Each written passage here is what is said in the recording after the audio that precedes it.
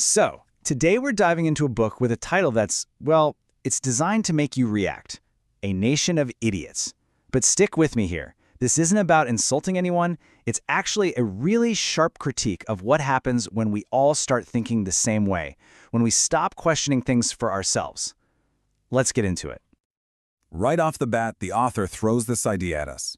The book isn't calling people stupid, not at all. Instead, it wants us to think of idiocy as a certain way of thinking, or maybe a way of not thinking. It's really just a metaphor for a much bigger social habit. Okay, so it's super important we get this definition down right from the get-go. According to the author, the idiot in this book is basically anyone who accepts things just because, that's how it's always been done. It's all about that collective habit of just following the crowd, doing what authority tells you, and sticking to traditions without ever really stopping to ask, wait, why do we do this? All right, so how does this idea, this metaphorical idiocy, actually show up in our day-to-day lives? The author gives us some pretty powerful examples, everything from huge national events down to the social pressures we feel every day. One of the biggest examples the author points to is the 2016 demonetization in India. The book basically argues that this whole thing turned into a giant social experiment.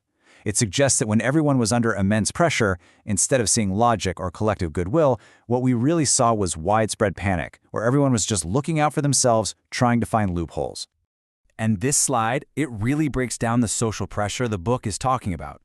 On one side, you've got the so-called ideal person, the one who gets praised for obeying, for fitting in, no questions asked.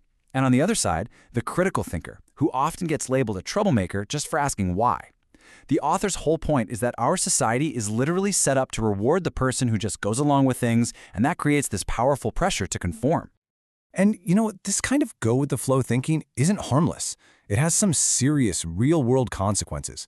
The book argues it's especially damaging for women because it lets harmful traditions like dowry continue just because they're old and people defend them blindly. The author also calls out the media, arguing it often focuses on the shocking details of a story instead of digging into the deeper, systemic issues that are the real cause of the problem. Okay, so if this behavior is happening all over the place, you have to ask, right? Where does it even come from? Well, the next part of the book really digs into the deep-rooted causes behind why we so often just follow the herd.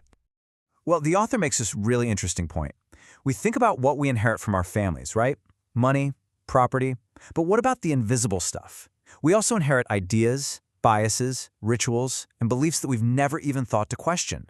And while some of that is great, some of it might be totally outdated or even harmful. The problem starts when we treat these inherited ideas like they're treasures we can't ever change or examine. And this quote just hits the nail on the head, doesn't it? The book isn't saying all tradition is bad, not at all. It's against blind tradition. The point is, a tradition's value isn't just about how old it is. It's about its purpose and if it still makes sense today. When we defend something just 'cause it's old, without knowing why we're doing it, that's when things get dangerous. So where do we learn this stuff? The book argues that it starts really, really young.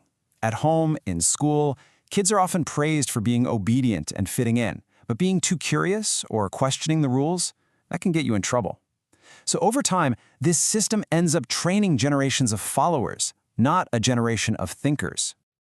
Okay, now this is a really cool concept the book brings in to explain how we're manipulated today: kayfabe. It's a term from pro wrestling, and it's the unspoken agreement that the rivalries and fights, which are totally staged, are presented as if they're 100% real. The author argues that this is exactly what happens in a lot of politics and media today. So much of the outrage and division we see is just a performance, a staged conflict designed to keep us distracted and emotional. But look, the book isn't all doom and gloom. It doesn't just point out the problem. It actually tries to offer a way out. The author includes what they call a citizen's manual, which gives some actual steps for how to break free from this mindset. Let's check it out. So here are the 4 steps it lays out. First up, just learn to see it. Recognize this unthinking behavior not just out in the world, but in yourself too. Second, start asking simple questions. Challenge the things everyone just accepts as normal. Third, make a conscious choice to pull back your support, your time, your attention, your energy from the people and institutions that rely on this kind of irrationality. And finally, and this is maybe the toughest one, start with yourself. You have to be willing to look at your own biases. That's the real first step. So, after all that, the critique, the examples, the advice, what's the big takeaway here? What's the real message at the heart of this book? You know, this quote pretty much sums up the entire argument. The author is basically saying that when we run on autopilot, following old traditions, never questioning authority, just doing what everyone else is doing, we're putting the brakes on everything. It holds back society's progress, and it holds back our own personal freedom. The whole book is a call to switch from just passively accepting things to actively, critically thinking about the world we live in. And that brings us to the final thought, which is really a question for you. After going through this whole critique of collective thinking, it's probably worth asking yourself, which of my own beliefs, the ones I really hold on to, have I accepted without ever stopping to truly question where they came from or why I believe them at all?